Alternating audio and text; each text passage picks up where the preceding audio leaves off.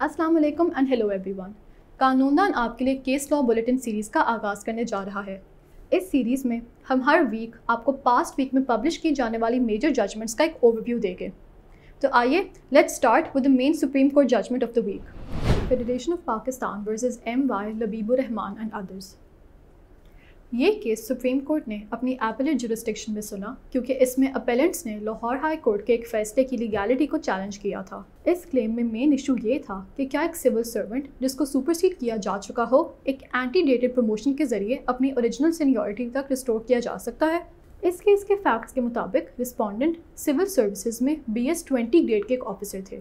2001 से लेकर 2006 तक सेंट्रल सिलेक्शन बोर्ड ने इनकी प्रमोशन को कंसिडर किया, लेकिन प्रमोशन की रिक्वायरमेंट्स से पूरा ना उतरने की बायस इन्हें सुपरसीड कर दिया गया और इनकी जगह एक जूनियर ऑफिसर को प्रमोट कर दिया गया। 2007, 2008 और 2009 में इन्हें दोबारा प्रमोशंस के लिए कंसिडर किया गया, लेकिन कुछ कंडीशंस सेटिस्फाई ना होने पर इन्हें फिर से प्रमोट नहीं किया गया।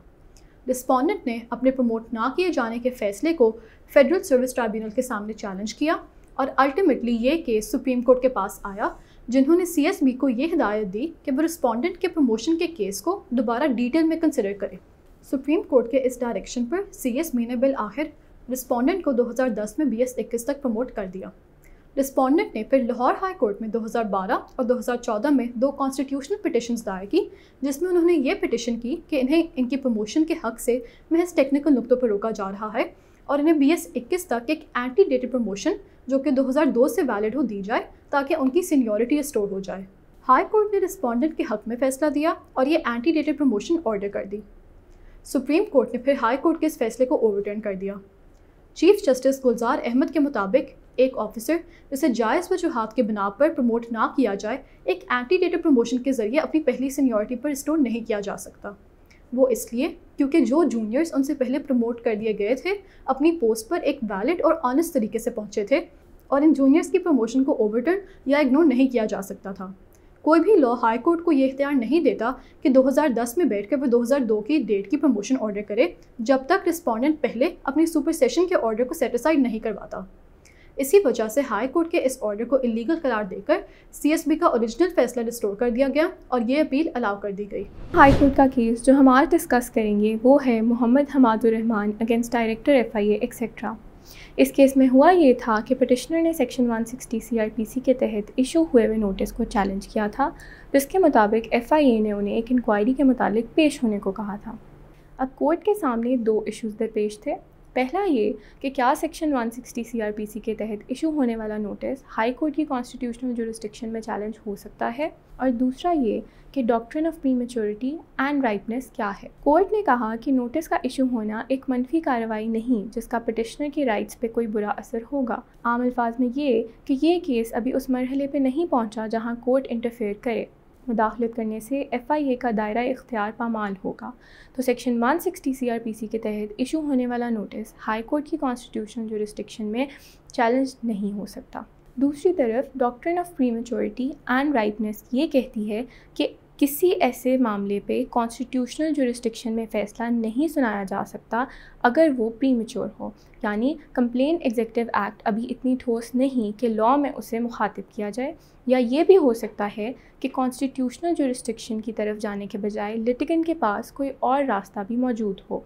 कोई एडमिनिस्ट्रेटिव या एग्जीक्यूटिव एक्शन मसलन इब्तदाई इक़दामात हतमी फ़ैसले के बीच में रुकावट पैदा कर सकते हैं जो कि शायद लोगों के हकूक़ पर बराह रास्त असर नहीं करते। इसे कहते हैं डॉक्ट्रिन ऑफ प्रीमेच्योरिटी और राइपनेस। जेटबीन private limited versus federation of Pakistan. ये केस लाहौर हाई कोर्ट के पास एक इंट्रा कोर्ट अपील के तौर पर पेश किया गया क्योंकि इसमें हाई कोर्ट के एक सिंगल जज बेंच के डिसीजन को चैलेंज किया गया। इस केस में मेन इशू ये था कि क्या लाहौर हाई कोर्ट के पास सिविल एविएशन अथॉरिटी के खिलाफ रिट पिटिशन जारी करने की टेरिटोरियल जुरिस्डिक्शन थी। इस केस के फैक्ट्स कुछ यूँ थे कि अपेलेंट्स ने सिविल एविएशन से एक रेगुलर पब्लिक ट्रांसपोर्ट लाइसेंस हासिल करने के लिए एक एप्लीकेशन जमा करवाई।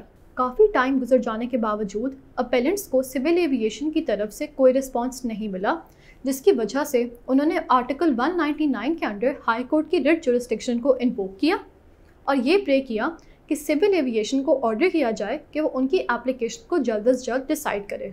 लाहौर हाई कोर्ट के सिंगल जज ने यह कहकर यह पिटिशन डिसमिस कर दी कि क्योंकि सिविल एविएशन अथॉरिटी के ऑफिसेज कराची में लोकेटेड है, उनके पास ये टेरिटोरियल जुरिस्डिक्शन थी ही नहीं कि वो उनके खिलाफ एक रिट जारी करते और उनसे कोई फ़ैसला डिमांड करते।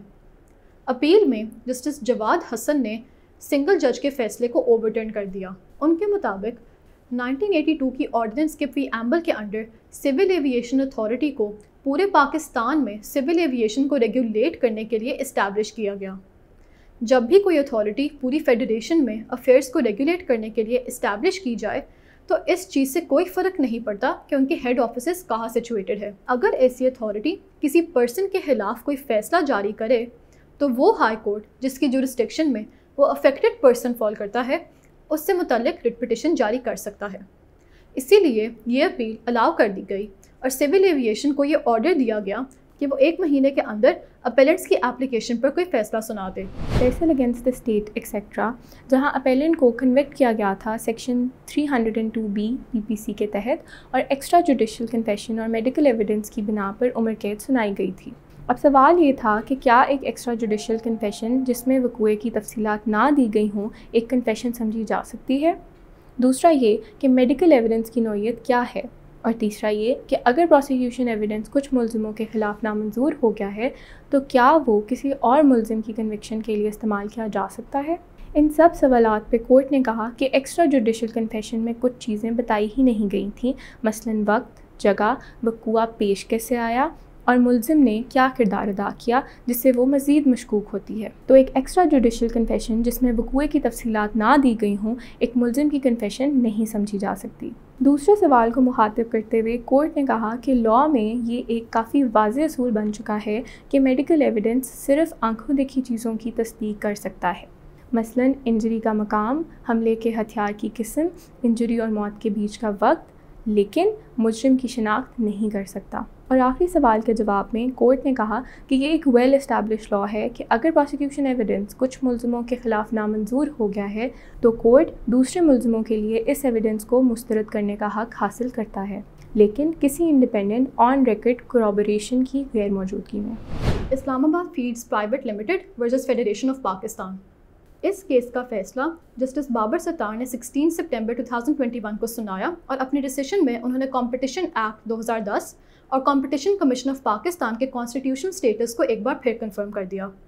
1973 की कॉन्स्टिट्यूशन के आर्टिकल 151 के मुताबिक पार्लियामेंट के पास ये हक है कि वो मुल्क में किसी भी हिस्से में तिजारत को कंट्रोल करने के लिए कानून साजी करे। कॉम्पिटिशन एक्ट और कॉम्पिटिशन कमीशन का यही मकसद है कि वो पूरे मुल्क में तिजारत में कॉम्पिटिशन और इंसाफ को फ़रोग़ दें और इस चीज़ को यकीनी बनाएं कि सिर्फ जायज़ तरीके से कारोबार किया जा रहा है। इसी वजह से फेडरेशन ऑफ पाकिस्तान को कॉम्पिटिशन एक्ट 2010 बनाने का पूरा हक था। इस फैसले के ज़रिए इस्लामाबाद हाई कोर्ट ने रिट पिटिशन नंबर 9518 ऑफ 2009 में लाहौर हाई कोर्ट के फैसले की भी तायद कर दी, जिसमें लाहौर हाई कोर्ट की 3 मेंबर बेंच ने यही कहा था कि कॉम्पिटिशन एक्ट 2010 आइनी तौर पर वैलिड है। Ali Raza against the state and another, जिसमें पिटिशनर ने control of narcotic substances act 1997 के सेक्शन 9C के एक केस में पोस्ट अरेस्ट बेल मांगी। पिटिशनर पर इल्ज़ाम था कि उससे 1520 ग्राम्स चर्स बरामद हुई थी। कोर्ट के सामने 2 सवाल पेश हुए। पहला ये कि क्या शरीक मुल्ज़िम का बयान किसी और इंक्रिमिनेटिंग मटीरियल की गैर मौजूदगी में एक्यूज़ पिटिशनर को बेल से इनकार करने के लिए काफ़ी है, और दूसरा ये कि CNSA में पोजेशन के क्या मायने हैं। कोर्ट ने कहा कि कानून शहादत ऑर्डर 1984 के आर्टिकल 38 के तहत एक मुल्ज़िम का पुलिस के सामने कुछ तस्लीम करना शरीक मुल्ज़िम के ख़िलाफ़ एविडेंस नहीं बन सकता। उस शरीक मुल्ज़िम की कन्फेशनल स्टेटमेंट सिर्फ सर्कमस्टांशियल एविडेंस है दूसरे शरीक मुल्ज़िम के ख़िलाफ़ और महज एक शुबा समझा जाता है। चुनांचे कोरॉबोरेशन की एक्सटेंट और लेवल को कुछ इर्द गिर्द के हालात और फैक्ट्स को मद्देनज़र रखते हुए असेस किया जा सकता है। ये सवाल कि क्या पिटिशनर के पास कॉन्शियस नॉलेज या पोजेशन थी उस नारकोटिक सब्सटेंस की जो शरीक मुल्ज़िम से उसने बाजियाब की, ट्रायल के टाइम मुकर्रर होगा और इसीलिए बेल सिर्फ शरीक मुल्ज़िम के बयान पे मुस्तरद नहीं की जा सकती। दूसरे सवाल पे कोर्ट ने कहा कि पोजेशन के मायने हैं कि मुलजिम को मालूम था कि उसके पास कंट्रोल है किसी चीज़ का, जिससे पता चलता है कि वो रजामंद था उस चीज़ को कंट्रोल करने में। पोजेशन का मतलब है एक्चुअल फ़िज़िकल पोजेशन, ना कि सिर्फ कंस्ट्रक्टिव पोजेशन, और ये खसूसी तौर पे सिर्फ मुलजिम के पास होनी चाहिए। Mohammad Khalid versus market committee of Muzaffargarh. इस केस में लाहौर हाई कोर्ट के सामने आर्टिकल 199 के अंडर एक रिट पिटिशन पेश की गई, जिसमें मेन इशू ये था कि क्या मुजफ्फरगढ़ की मार्केट कमेटी के पास मार्केट में आने वाली ट्रैफिक से पार्किंग फ़ीस कलेक्ट करने का लीगल अथॉरिटी थी या नहीं। जस्टिस तारिक सलीम शेख के मुताबिक कोई भी गवर्नमेंट अथॉरिटी तब तक कोई फ़ीस चार्ज नहीं कर सकती जब तक लेजिस्लेशन उन्हें ये फ़ीस चार्ज करने का इख्तियार ना दे। इस केस में लाहौर हाई कोर्ट के सामने दो मेन लेजिस्लेशंस थी जो कि मार्केट कमेटी को मुख्तलिफ इख्तियार देती थी। पहली लेजिस्लेशन थी Punjab agricultural produce markets ordinance 1978 और दूसरी थी Punjab agricultural marketing regulatory authority act 2018। Court के फैसले के मुताबिक 1978 के ऑर्डिनेंस के सेक्शन 19 के अंडर मार्केट कमेटी सिर्फ एग्रीकल्चरल प्रोड्यूस के ऊपर फ़ीस चार्ज कर सकती थी और उन्हें पार्किंग के ऊपर कोई भी फ़ीस चार्ज करने का इख्तियार नहीं था। इसीलिए 2018 तक चार्ज की गई फ़ीस इलीगल थी, जो कि पिटिशनर्स रिकवर कर सकते थे। लेकिन क्योंकि इस केस में उन्होंने रेस्टिट्यूशन का क्लेम नहीं किया, इस केस में वो ये फ़ीस रिकवर नहीं कर सकते थे। अलबत्ता 2018 के बाद से लॉ चेंज हो गया और 2018 के एक्ट का सेक्शन 15 क्लियर वर्ड्स में मार्केट कमेटी को ये अथॉरिटी देता है कि वह मार्केट में आने वाली ट्रैफिक को रेगुलेट करे और इस सिलसिले में कोई भी रेलिवेंट फ़ीस या चार्जेस इम्पोज करे। लिहाजा 2018 के बाद से चार्ज की गई फ़ीस लीगल थी, इसी वजह से इस पिटिशन को डिसमिस कर दिया गया। अगला केस है Haroon Farooq against government of Punjab and others. इन पिटिशन्स का मरकज़ी ख्याल ये था कि अदालत डायरेक्शंस इशू करे जो रियासत को मजबूर करें कि वो क्लाइमेट मिटिगेशन स्ट्रैटेजीज़ की सरमायाकारी करें। इन पिटिशन्स ने ऐसे मसले उजागर किए जिसके बायस माहौलियाती और समाजी फ्रेमवर्क पे फ़ौरन तवज्जो लाई गई, जिससे ग्रीन हाउस गैसेस कम की जाएँ, रेजिलियंस पैदा की जाए और साथ साथ इक़्तिसादी, माहौलियाती और समाजी मफाद को भी फ़रोग़ दी जाए।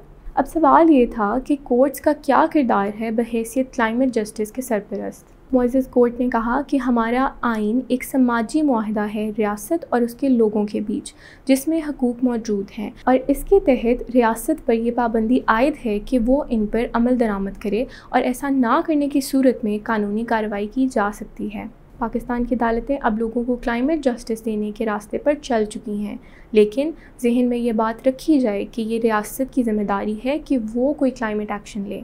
ये सिर्फ वीक इन्फोर्समेंट है क्लाइमेट पॉलिसीज़ और मौजूदा क्लाइमेट लेजिस्लेशन की, जिसके बायस लिटिगेंट्स मुकदमा करते हैं हकूक़ की खिलाफ वर्जी का।